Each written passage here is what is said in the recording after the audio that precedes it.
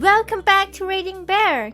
Today, we will take a look at some new malicious compliance stories.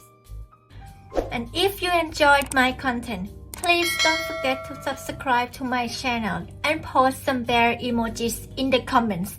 Let's go! The first story is titled Nasty HR Claims Policy and then it's used against them. I used to work for a big global company at one of their many big sites as an operations manager. Loved the job, hated the company. I hadn't gone by my legal name in about 12 years at this point.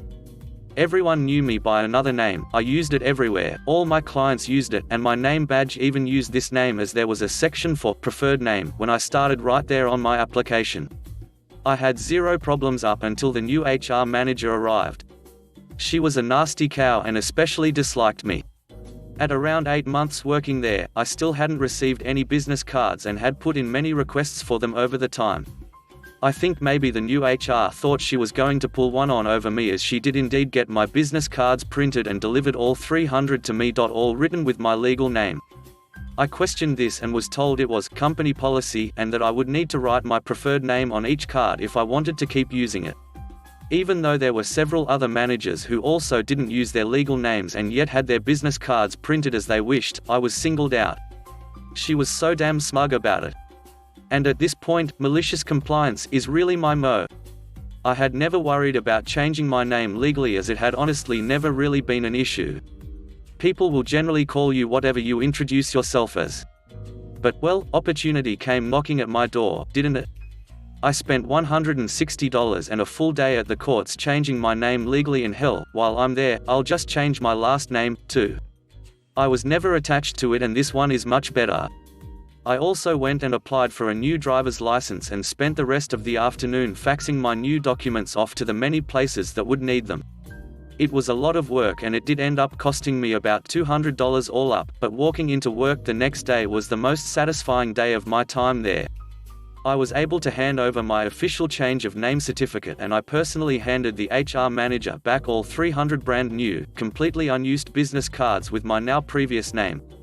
And to top it off, she had to update all my files and my contract, send everything to head office to be completed, and then had to come crawling back to my office for me to sign each one with my new name.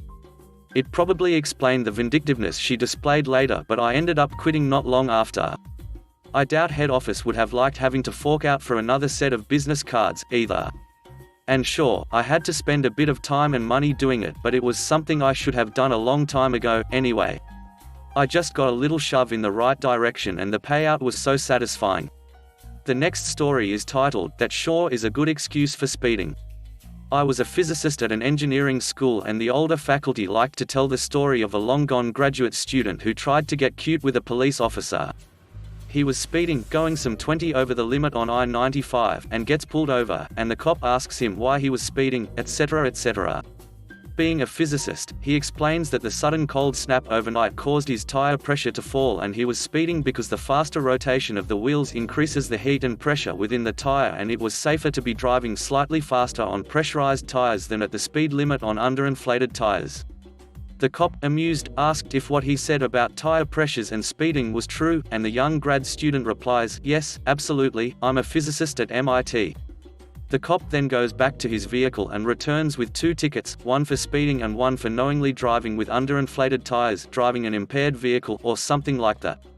Needless to say, this poor fellow became a very good example of times when intelligence is not a substitute for wisdom, and why it's poor form to flaunt your education to get out of being an asshat in traffic or otherwise. The next story is titled, Want Me to Create the Employee Schedule When I Know I'm Getting Fired? You got it. This was about 20 years ago. I was working as an hourly manager at a popular American fast food place, franchise, not corporate. I had been there several years and had accrued some vacation time. I requested a week off, months in advance, to go on a hunting trip a few states away with my dad, who taught me to shoot and hunt. The vacation time was approved by the general manager of the store and I booked the trip non-refundable. A week before I was due to go on vacation, the head office decided to replace my general manager with one from a different store they owned. The new general manager decided he had to assert his dominance by rejecting my vacation time and stated that he didn't have enough managers available to cover the shifts. I argued that the trip was already booked, but he wasn't hearing any of it. I liked my job and didn't want to leave, but there was no way I was going to miss this trip. I tried everything to get him to approve the time off, but he scheduled me to work that week anyway. He said if I didn't work, I'd be fired. I told him I was going. I liked my co-workers and didn't want to screw anyone over by having shifts that needed covered, so I got them all covered a few days before I left. The general manager wouldn't approve them working for me and still said I had to work. I was working the day before the trip, Friday, and he knew I was leaving the next day no matter what. Part of my job was to schedule the crew's shifts. It typically needed to be done by Sunday for the following week, but on this day he said I had to have it done that day. Cue the malicious compliance. One additional thing to note, this was about 15 years after the most popular girl's name was Ashley and the most popular boy's name was Michael. That means we had 8 Ashleys and 6 Michaels working there. It was normally trouble to keep from having more than 2 of them there at the same time because of labor laws. That Saturday, from 11 a.m. to 2 p.m., lunch rush, on the general manager's shift, every single one of them was scheduled at the same time. I can only imagine the chaos when he wanted one of them to do something. When I picked up my last check, another shift manager confirmed that it was as glorious as I had imagined. The next story is titled, How My Father Got Out of So Many Speeding Tickets They Had to Change the Law. My father has been a lawyer here in BC, Canada for more than 30 years. When he was starting out in his 30s, he was hustling hard to support a stay-at-home wife and me, his young son. As he was very much a personality with not much patience, he sped on the highways, often. And he got speeding tickets, often. However, he took every single one to court and had every single one overturned. The reason was quite simple. At the time, Canada was in the process of switching over from imperial mph to metric kph, and all of the road signs had to be replaced. Now the BC legal code specified that a road sign was legally comprised of 2 signs on a pole. See below for a better explanation of the way the signs looked. Apparently at some point someone in charge of replacing all the signs with the new metric ones decided that they could save a considerable amount of money by printing all the information on one sign. But this no longer complied with the specifics of the legal code. So he would go back to the exact sign that he was ticketed because of and take a picture of it, and then bring the picture to court along with a copy of the laws in question. His defense was very simple. He would allow the arresting officer to take the stand and give his testimony regarding the issue of the ticket, and then show the officer the picture he took and ask him to identify whether that was the sign that he had sped past. They always agreed, saying that it was in fact the very same sign. He thanked them and then dismissed them with no further questions. He would then bring the picture to the judge along with the bookmarked page of the BC Highway Act and present the judge with the exact wording of the law, followed by his factual argument that since there was only a single sign posted, it did not constitute a legal road sign as defined in the Highway Act. As I said before, every single ticket was dismissed and all my dad lost was a half an hour of his time. This worked for almost a decade, with him overturning literally thousands of dollars of speeding tickets until the law was changed. He still speeds, by the way. The next story is titled, No You Can't Use Your Vacation Time, Put It in the Time Bank. My father started working for a manufacturing company in North Carolina starting in 1983. Moving from general floor worker up into maintenance after going to college in the late 80s, and has now moved up to salaried senior technician for the entire plant. When he first started with the company, they provided many benefits: dental, vision, health, 401k and paid vacations, most of which are no longer offered, but because of his time on the job he still receives the health and vacation time. We used to go on vacations every year, but after my parents' divorce we stopped and he worked year-round. After he became salaried, his hours changed to weekends and holidays, so the bulk of his work week was only 24 to 32 hours in total, 2 12-hour days, 8-hour days during the holiday season. The company recently announced the end of paid vacations for all employees, including the legacy ones, which is where his malicious compliance comes in. Every year Dad would request off for Christmas and New Year's and would be told no, put the time in his time bank, which he would dutifully complete. Now with the end of paid vacations he's emptying out his time bank, 240 hours paid per year for 30 years, he's not going to work until the middle of 2023, just in time for him to retire at 68. The next story is titled, You Want My Empty Water Bottle Because It Is Over 100 milliliters? So about 2 months ago, I went to Cuba with my mother. It was an all-inclusive trip, so everything was pretty much provided for by Sunwing. Whenever I travel, I like to bring with me this cute 500 ml glass water bottle with this rubber pink casing I got while I was in China. Normally this bottle wouldn't be an issue. There would be a few odd times when security at the airport would check it to make sure it was empty because it was clearly over the 100 ml maximum. But they would all let us go without a hitch. When we were traveling to Cuba, the bottle was checked and given back to us on our way there, but on the way back is a completely different story. There were tons of people flying out of Varadero, where we were, the same day as us, so there were like 200 people waiting to check in at only 3 check-in counters. When we finally checked in, it had been about 2 hours since we got there. We were pretty tired from standing, so we wanted to get through to the gates as fast as we could, so we took the shortest line in security.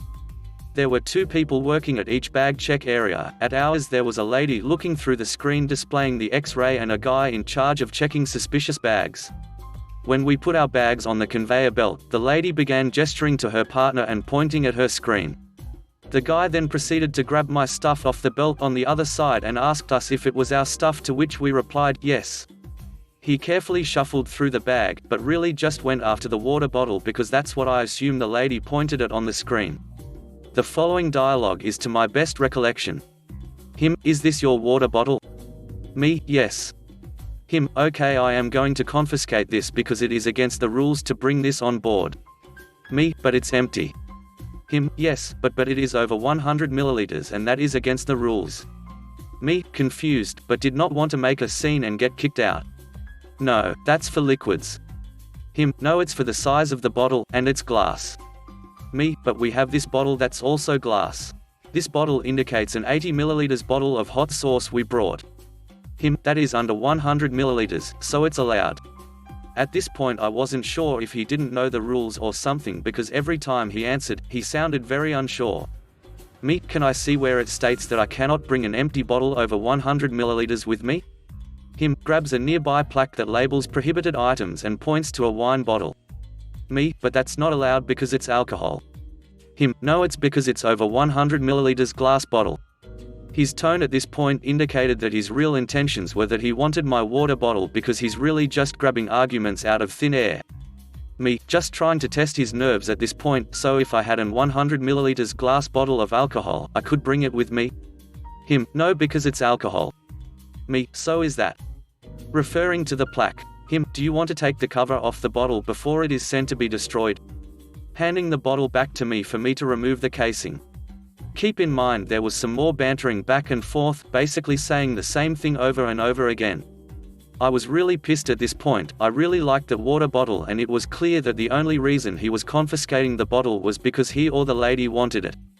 So I took the water bottle from his hands. He gave it willingly for me to take the casing off, but since the only problem he seems to suggest it has is the size of the glass, I can take everything else. So I stared into his eyes as I removed the lid of the bottle and handed the rest back to him. His face instantly became red with anger and he aggressively threw the rest into the disposal bin. I have no use for the cap or the casing, but he now has no use for the bottle and that's all that matters. The next story is titled Getting All My PTO Paid Out. Despite working in a high-stress, high-tech sales role, I believe that when you're on vacation, paid time off, you don't work and disconnect. Whenever I was on PTO and my manager would request something from me, I would email, "Are you asking me to work on my time off?" The answer was always something like, "Yes. I really need this done." After I worked, I would reclaim the vacation time in our employee portal. I saved every email. Last week HR launched a new portal that allows us to see vacation time, sick time, etc. My vacation balance was about 2 weeks short. When I alerted HR to it, they said that they took back a chunk of time I had reclaimed because they felt I was abusing the system. Then I sent them every email from my manager asking me to work, documenting that it truly wasn't time off. I also included a link to the state law stating that even a minute worked in the day counted as a full day. I'm salaried. My PTO balance was quickly returned. The next story is titled, Can't Sit Down Without a Doctor's Note? Okay then. At the time I worked in a cafe set over 3 floors, so my day generally consisted of 10 hours running up and down stairs. I had slipped on some spilt motor oil in the car park on my way home and my ankle had bent underneath me. I had initially assumed I'd just twisted it, but several hours later it was still throbbing, as well as swelling up so much that it looked like I was hiding a pair of golf balls under my sock and turning a deep shade of purple. As my next shift started in less than 12 hours and we were short-staffed as it is, I didn't want to call in sick, but I knew there was no way I'd be able to walk on it for a whole day. I called my manager to explain and to ask if I could switch to the register for a few days, which involved much less walking than my regular role, and b, borrow one of the bar stools to sit on behind the counter so I wasn't putting too much weight on it. I figured this wouldn't be a problem as we had other staff who could cover the floor and there's no issues with access around the register that the chair could get in the way of. I was wrong. Manager insisted that he wouldn't sign off on me having a chair without a signed doctor's note verifying my injury, even after I sent him photos of my wrecked ankle. As my GP was already closed, I headed to the 24-hour walk-in clinic. An X-ray and a lot of poking and prodding later, the doctor told me I had to ice it every few hours until the swelling went down, which took almost a week, and keep all weight off it for at least a week, and wear a brace for another 2 weeks after that. When I explained what I did for a living, the doctor presented me with a lovely note explaining that I shouldn't be at work at all for at least 7 days. I wish I could have seen my manager's face when I called to explain that I didn't need the chair after all, as actually I wouldn't be in work for the rest of the week and most of next week, doctor's orders. Funnily enough, I was never asked to produce a doctor's note again for the rest of the time I worked there. The next story is titled, "Can't Reimburse My Bus Fares Because There Is No Receipt." Okay then. I used to travel for work fairly often, and the company I worked for had very strict reimbursement policies. You had to have a receipt for everything or you wouldn't get refunded for it. On one trip I was staying in the center of a mid-sized city, but the training I was attending was in the suburbs. There was a bus route I could take, and while it took a great deal more of my time, it was way cheaper to take the bus than a taxi. $1.50 bus fare vs approximately $40 for a cab. Problem is, there's no way to get a receipt for riding the bus. So, I email my company's business manager and explain the situation. Ask if I can please get reimbursed for the bus fare without receipts. The response comes, no, any reimbursement requests without receipts will be denied, and I will have to cover the expense out of pocket. Fine. Cab rides, twice a day, for a week. Totally allowable within company policy. Fares plus tips, the total taxi expenses come to almost $500. My boss questions the request. I show her the email from the business manager and explain that I tried to take the bus, which would have totaled $15 for the week, but was told it wasn't reimbursable. Over the following weeks, heated discussion ensues between the business office and senior management. 2 months later, there's a new policy: reimbursement requests for anything over $10 must have a receipt. Under $10? No receipt required. The next story is titled, "Need a Doctor's Note for the Flu, Doctor Delivers." It was about 2 months after my 1-year anniversary at my last job. I caught a nasty flu around Christmas. I called into about the flu. They wouldn't accept emails even though I couldn't speak. On the 4th day my work required a doctor's note. I didn't want to spend the $100 copay for a doctor to tell me rest and fluids. Luckily I had a good general doctor. So when I called him, he sent me a PDF I could forward. It stated Greedence has the ducking flu. He needs time off to recover and will come back when he is healthy enough. Greedence is not a grade schooler and should not need a doctor's note when he is sick. My VP tried to call me on when I would be back, but I kept directing her to the doctor note. The next story is titled, "Not Allowed Overtime?" Have fun checking everybody out.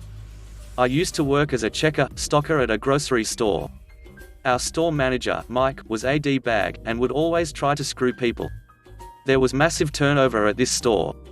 So one day, I get called into his office and asked why I gave overtime on my time card.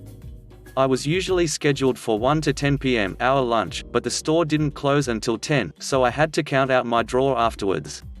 I explained this to Mike and he didn't care. He went off saying that I should be doing this earlier, and that I was to leave at 10 on the dot so that I had no overtime. Got it, boss man. A couple of weeks later it was Thanksgiving time. We had extra checkers, but from 8 to 10 p.m., I was the only one besides the manager who closed the store that day, Mike. I made the announcement at about 9:40 that we would be closing in 20 minutes, and to please finish up your purchases to check out. People started coming up to check out, and their carts were loaded since it was almost Thanksgiving. I go about checking them all out, but then the clock turns to 10 o'clock. I stop in the middle of my transaction. Call Mike on the store phone and tell him I'm leaving since I can't have overtime. Walk over and clock out. There are still 6 to 7 customers with full baskets in line at this time. Mike comes over and is yelling at me as I'm walking out. But I remind him that he specifically told me that I can't have any overtime. When I got into work the next day, I was written up. But it was worth it. Apparently he spent the next 30 to 45 minutes checking people out. The next story is titled, "If you don't like it, then leave. Don't mind if I do. Don't mind if we all do." I worked as a housekeeper at a small local hotel. At the beginning when I started, about 3 years ago, things were pretty peachy. I got above minimum wage and worked in an environment with a more relaxed working pace. We had more time than your average hotel to clean rooms, and it showed in customer satisfaction. We had stellar reviews with customers raving about how there wasn't a speck of dust anywhere, how everything from the lamp shades to the bathroom drain was always scrubbed squeaky clean. I loved my job and took pride in it, and when we had extra time, which happened from time to time, we would do some deeper cleaning like scrubbing all the walls inch by inch, disinfecting the whole bathroom, cleaning the blinds, etc. Even though we all had some extra time, we used it to make sure the rooms were always up to a very high standard. As a result of this, we got a reputation of being an affordable but very clean hotel, so our popularity spiked. Even before we got so popular, in our prime we were booked full about 90% of the days. Our boss made a pretty nice amount of money. We don't have a reception, we're self-service, you just get a passcode for your room via text message, so he saved money with that. He drives an expensive car and seems very well off. We were never struggling financially. Then things started changing. We're a very close-knitted team of cleaners who have been in the house for years. A couple of us left at the end of last year, one moved to another state, another became a housewife after having a kid, and we started expecting newcomers to our team. They never came. Our boss claimed that it's hard to find workers for this kind of job. We never had anyone interviewed, and I never saw ads anywhere that were hiring, so I'm not sure he was even planning on replacing them. So our work pace got tighter. We managed somehow, but there was no longer time for thorough cleaning. Then, the boss opened a restaurant so that the guests could have breakfast. Cleaning it daily got added to our workload, and that place is massive, it takes at least 1.5 hours to clean daily. At the same time, he also opened a separate Airbnb-style apartment, 3 bedrooms, kitchen, living room and bathroom, for larger groups who wanted to reside together. Cleaning that fell on us as well. So suddenly, we were down 2 people, there were 7 of us initially, and shoved 2 massive new responsibilities. We asked our boss again to hire more people, but he said no and that we've been having it too easy beforehand. He also refused to add another hour or 2 to our daily working hours, currently 9 a.m. to 3 p.m. We have 6 hours and everything needs to be done at 3 p.m. sharp because that's when the new passcodes start working. Understandably, we were stressed out. There was suddenly far too much to do, and our boss also simultaneously expected that we would keep up our usual cleaning standard. But when our time per room plummets from 45 minutes to 25 minutes tops, usually closer to 15, obviously we're not able to clean everything the way we did before. We would get yelled at when we got bad feedback because there wasn't enough time to clean thoroughly enough. Customers who came in after our clean rooms were disappointed and took their business elsewhere. Also, my coworkers started calling in sick because they were burned out. It was a mess, but our boss maintained the outlook that if he just pushed a massive amount of work on us, we'd somehow magically find an extra pair of hands and get everything done 100%. Last week, we had a meeting with my coworkers. We discussed the current situation, and to my surprise, everyone was considering quitting. Out of loyalty to our longtime employer, the 5 of us agreed to have a meeting with our boss and try to persuade him to hire more staff to bring the hotel back to its earlier standard. A couple of days later, we had the said meeting. Our boss was still in denial and said that we just need to up our pace and do things faster. He cited that most hotels give housekeepers about 20 minutes to do everything. We pointed out that it's true, but in that case he can't expect us to clean better than those hotels. He scoffed and told us, "If you don't like working here, then leave. That was all we needed to hear. That night we had another meeting amongst us cleaners. We checked our contracts and realized there was no agreed-on notice for resignation as we're at will. So, we were all going to take his advice. This morning, at 9 a.m. sharp, the 5 of us paid our boss a visit. The look on his face when we simultaneously slammed down our resignation letters and marched out, leaving no one to clean the whole hotel today, will warm my heart for the rest of my days. He was absolutely stunned. He tried to call us to talk things over. We just did what you told us to. Have fun replacing what was a motivated, loyal and dedicated team of cleaners who made your business bloom. If you enjoyed the video, please subscribe to the channel and post some bear emojis in the comment.